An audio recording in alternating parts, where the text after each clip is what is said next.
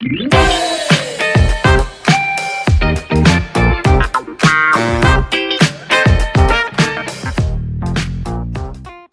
Friends, अगर आप मेरे चैनल पे न्यू हो तो सबसे पहले मेरा जो ये चैनल है इसको सब्सक्राइब कर लेना और इस चैनल पे न्यू वीडियो अपडेशंस पाने के लिए बेल आइकॉन को प्रेस करना। तो चलिए शुरू करते हैं। तो आज का जो टॉपिक है वो है instructions format. Computer architecture and organisations में ये जो इंस्ट्रक्शंस फॉर्मेट वाला टॉपिक है ये बहुत इम्पॉर्टेंट एक टॉपिक है। तो एग्ज़ाम में क्वेश्चंस एक ना एक रहता ही है यहाँ से इंस्ट्रक्शंस फॉर्मेट से। तो चलिए स्टार्ट करते हैं। फर्स्ट ऑफ ऑल देख लेते हैं कि different types of instructions format, ठीक है ना। What are the different types of instructions format. तो पहला जो इंस्ट्रक्शंस फॉर्मेट का टाइप है वो है 3 एड्रेस इंस्ट्रक्शंस। फिर है 2 एड्रेस इंस्ट्रक्शंस। फिर है 1 एड्रेस इंस्ट्रक्शंस। फिर है 0 एड्रेस इंस्ट्रक्शंस। इस चारों टाइप को जानने से पहले फर्स्ट ऑफ ऑल हम लोग देख लेते हैं what is the definitions of instructions format.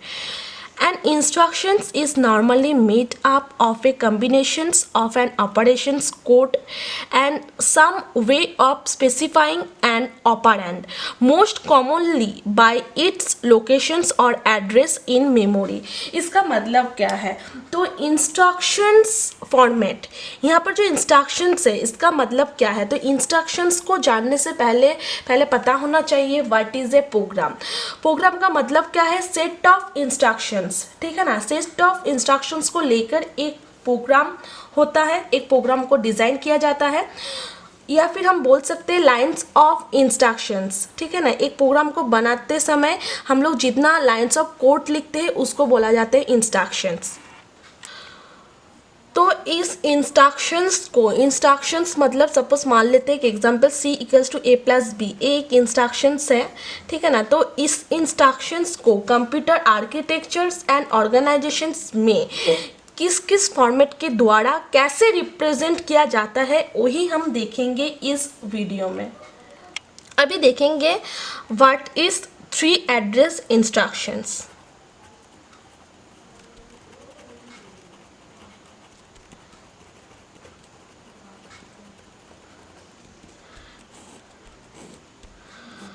तो 3 एड्रेस इंस्ट्रक्शंस क्या होता है? पहले इसका डेफिनेशंस लिख देते हैं। 3 एड्रेस रजिस्टर्स और 3 मेमोरी लोकेशंस आर स्पेसिफाइड। इस इंस्ट्रक्शंस फॉर्मेट में क्या होता है? 3 एड्रेस रजिस्टर रहते हैं या फिर 3 मेमोरी लोकेशंस स्पेसिफाइड या फिर मेंशंस किया हुआ रहता है। तो इसका जो ब्लॉक डायग्राम है वो एक बार देख लेते हैं। 3 एड्रेस इंस्ट्रक्शंस में जो ब्लॉक डायग्राम होगा वो पहले क्या होगा? एक ऑपकोड रहेगा,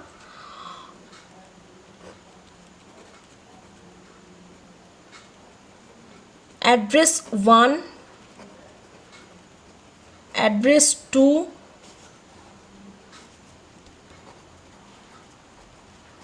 और एड्रेस 3 रहेगा, ठीक है ना। एक ऑपकोड रहेगा, एक एड्रेस 1 रहेगा, एड्रेस 2 रहेगा और एड्रेस 3 रहेगा, क्योंकि ये जो फॉर्मेट है इसका नाम ही है 3 एड्रेस इंस्ट्रक्शंस, ठीक है ना। तो 3 एड्रेस रजिस्टर और 3 मेमोरी लोकेशंस को स्पेसिफाइड करते हैं 3 एड्रेस इंस्ट्रक्शंस फॉर्मेट। ये इसका ब्लॉक डायग्राम है।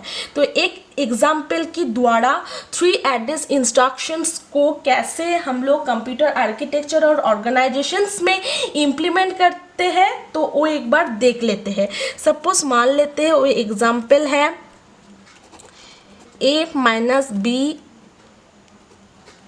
Into C plus P by Q. ये एक प्रॉब्लम है, इसको कैसे हम लोग 3 एड्रेस इंस्ट्रक्शंस में लिखेंगे। ये एक इक्वेशंस है, तो इस इक्वेशंस का जो रिजल्ट फाइनली जो फाइंड आउट होगा उसको कुछ और एक वेरिएबल में स्टोर रखना पड़ेगा। तो यहाँ पर ले लेते हैं x इक्वल टू ए वाला पूरा ऑपरेशन।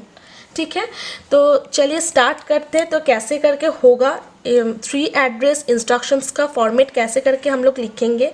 फर्स्ट ऑफ ऑल यहाँ पर क्या बताया कि ऑप कोड करना पड़ेगा। ऑप कोड का मतलब क्या है, देखिए friends, a minus B into C, तो b इंटू सी मतलब इंटू का काम पहले होगा, ठीक है ना। तो यहाँ पर क्या लिख सकते हैं हम, माल MUL, मतलब जब हम मल्टीप्लाई अप्लाई करेंगे यहाँ पर तब उसको कैसे डिनोट किया जाता है, MUL माल से, ठीक है ना। ए हो चुका एक ऑप कोड, इस माल को बोला जाता है ऑप कोड। तो माल लिखने के बाद क्या लिखना पड़ेगा, R1 B C। तो इसका मतलब क्या है, ये जो R1 है ये एक एड्रेस लोकेशंस है। जैसे कि यहाँ पर ही मैंने बताया था जो 3 एड्रेस है वहाँ पर क्या रहेगा, रजिस्टर रहेगा और 3 मेमोरी लोकेशंस के बारे में मेंशंस किया हुआ रहेगा। तो ये जो R1 है एक ऑलरेडी एक रजिस्टर है, मीन्स रजिस्टर या फिर ये एड्रेस लोकेशंस का काम कर रहा है ये R1, ठीक है ना। और B और C, यहाँ पर जो B और C है इसको क्या बोला जाता है, इसको बोला जाता है ऑपरेंड। तो इसका भी एक, तो B और C जो है एक क्या है, एक ऑपरेंड है। तो यहाँ पर जैसे कि यूज़ हुआ था एड्रेस 1, एड्रेस 2, एड्रेस 3, तो यहाँ पर ये वाला जो है R1, B और C ये तीनों लेकिन ऑपरेंड का ही काम कर रहा है, क्योंकि ऑपरेंड का मतलब भी है एक एक का एड्रेस लोकेशंस। मीन्स R1 जो रजिस्टर है एक रजिस्टर है, इसका एक एड्रेस लोकेशंस है। B मीन्स यहाँ पर कुछ वैल्यू है, मतलब B मीन्स सपोज हम लोग असाइन कर सकते हैं B इक्वल टू 2। तो 2 मेमोरी लोकेशंस में, किसी एक मेमोरी लोकेशंस में, सपोज एक मेमोरी लोकेशन से एम ऑफ बी, यहाँ पर 2 स्टोर किया है, तो बी का वैल्यू जहाँ पर स्टोर हुआ है उसका भी तो एक एड्रेस लोकेशन है ना। तो बी भी एक एड्रेस है, मतलब ये जो सेकेंड एड्रेस ये है बी, और सी भी एक एड्रेस लोकेशन है, मीन्स एड्रेस 3 ए जो है ए है सी। तो यहाँ पर 3 एड्रेस फॉर्मेट में तीनों एड्रेस का यूज हो रहा है, इसीलिए इसको बोला जाता है 3 एड्रेस इंस्ट्रक्शंस, ठीक है ना। तो इसको लिखने का तरीका क्या है, इस दोनों में मल परफॉर्म हो रहा है, मीन्स मल्टीप्लाई परफॉर्म हो रहा है, इसलिए जो ऑपकोड यूज हुआ है वो है मल R1। इसको एक बाहर से ले लिए, R1 बोल के एक रजिस्टर से, जहां पर क्या होगा B इंटू सी का ऑपरेशंस परफॉर्म होने के बाद वो कहां पर जाके स्टोर होगा, वो जाके स्टोर होगा R1 रजिस्टर पर। तो उसको ऐसे लिख सकते हैं R1, फिर ऐसे एरो देकर एम ऑफ बी। तो बी में एक वैल्यू है और बी कहाँ पर है, बी एक मेमोरी लोकेशंस में है, मेमोरी लोकेशंस में बी का कुछ वैल्यू है, जैसे कि ऐसे। तो इसका भी तो एक एड्रेस लोकेशन है ना, तो इसको ऐसे करके लिखे हैं M of B into M of C, as it is C को भी ऐसे करके लिखते हैं। तो दोनों का ऑपरेशंस होने के बाद, परफॉर्म होने के बाद कहां पर जाके स्टोर हो रहा है, R1 रजिस्टर पे। तो R1 रजिस्टर भी एक एड्रेस लोकेशंस है। इसके बाद क्या होगा, इसके बाद होगा SUB, sub means A minus B into C perform हो रहा है। तो इसके बाद क्या होगा, सबट्रैक्ट परफॉर्म होगा। सबट्रैक्ट को ऐसे लिखते हैं, SUB एक ऑपकोड है, तो इसको कैसे लिखेंगे, B इंटू सी का जो ऑपरेशन से वो कहाँ पर जाके स्टोर हुआ है, R1 पे जाके स्टोर हुआ है, ठीक है ना। अभी क्या होगा, R2 और एक रजिस्टर ले लेते हैं, वहाँ पर क्या होगा, वहाँ पर क्या परफॉर्म होगा, A जो है A फिर कॉमा फिर R1। तो इसका मतलब क्या हो चुका है, सब हो रहा है, मीन्स सबट्रैक्ट हो रहा है, किसके साथ, A और R1 के साथ सबट्रैक्ट हो रहा है, फिर उसका जो रिजल्ट मिल रहा है वो कहां पर जाके स्टोर हो रहा है, R2 रजिस्टर पे जाके स्टोर हो रहा है। तो इस लाइन का मतलब है R2 एम ऑफ ए जो है इसका भी एक मेमोरी लोकेशंस है, तो M of A minus R1 में क्या है, R1 में अभी B इंटू सी का जो ऑपरेशन है वो अभी R1 में है, ठीक है ना। तो इस लाइन का मतलब है ऐसा। इसके बाद क्या करना पड़ेगा, इसके बाद करना पड़ेगा डिफ। डिफ का मतलब क्या है, डिफ का मतलब है डिविजन्स, ठीक है ना। P और Q इस दोनों का डिविजन्स करना है, तो और एक रजिस्टर ले लेते जो कि है R3 में क्या होगा P, Q। तो P, Q का मतलब क्या है कि P और Q के बीच डिवाइड हो रहा है, फिर डिवाइड होने के बाद जो रिजल्ट है वो कहाँ पर जाके स्टोर हो रहा है, वो R3 रजिस्टर पे जाके स्टोर हो रहा है। तो ये जो P है ये मेमोरी लोकेशंस में है, तो मेमोरी लोकेशंस में है तो इसका भी एक एड्रेस है और Q का भी अपना एक एड्रेस है। तो इसको लिखने का तरीका क्या है, R3 एरो देकर M of P by M of Q। तो इसका जो पूरा रिजल्ट है कहाँ पर जाके स्टोर हो रहा है, R3 में जाके स्टोर हो रहा है। तो डिविजन्स भी परफॉर्म हो चुका है, इस पूरे ऑपरेशंस भी परफॉर्म हो चुके हैं। इसके बाद क्या करना है, इस दोनों के बीच एडिशंस है, तो एडिशंस को कैसे लिखते हैं, ये जो है एक ऑपकोड है तो उसको ऐड बोल के लिखा जाता है, ऐड बोल के लिखा जाता है। तो यहाँ पर क्या लेंगे, यहाँ पर ले लेंगे x कॉमा, तो ये जो पूरा ऑपरेशंस था ये कहाँ पर अभी स्टोर हुआ है, ये पूरा जो ऑपरेशंस है ये अभी R2 में है, तो R2 कॉमा ये जो पूरा ऑपरेशंस है कहाँ पर जाकर स्टोर हुआ है, R3 में जाकर स्टोर हुआ है, R3।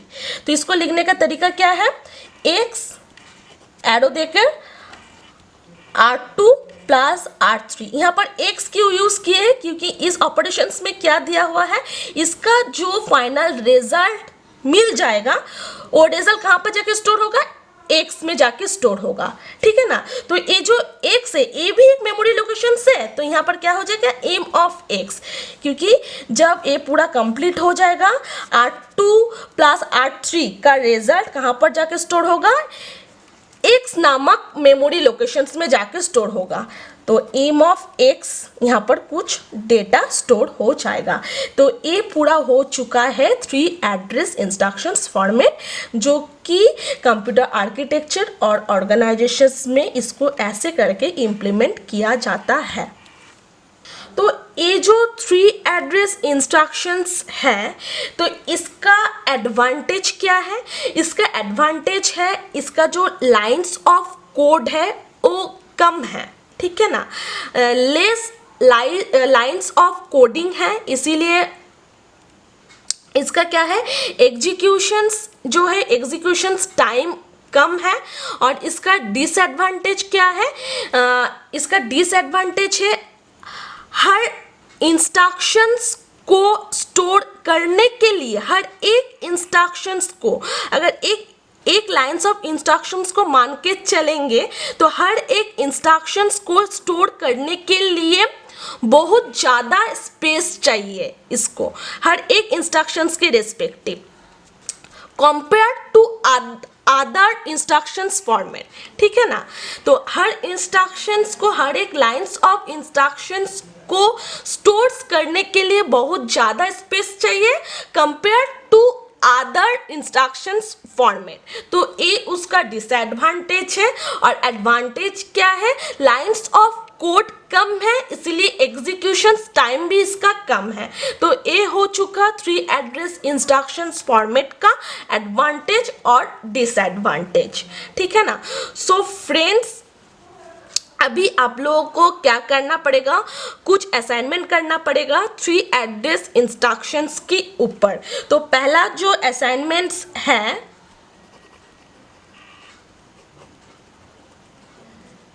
थ्री एड्रेस इंस्ट्रक्शंस के ऊपर करना पड़ेगा। पहला है x equals to a plus b into C plus D, फिर है x equals to a plus b into C by d minus e into f plus g into h। Third है x equals to a minus b plus c into d into e minus f by g plus H into I,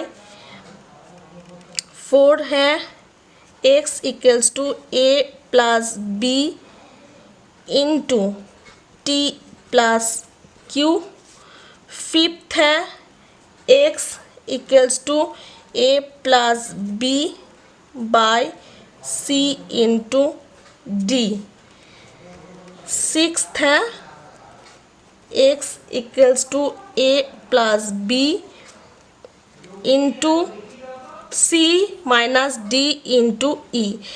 तो ये जो 6 problem है ये आप लोगों को करना है यूजिंग 3 एड्रेस इंस्ट्रक्शंस फॉर्मेट में। ये आप लोगों का असाइनमेंट्स है। अगर कुछ प्रॉब्लम हुआ तो कमेंट बॉक्स में जाकर बताना। तो यहीं पर ही ये वाला टॉपिक ख़त्म होता है।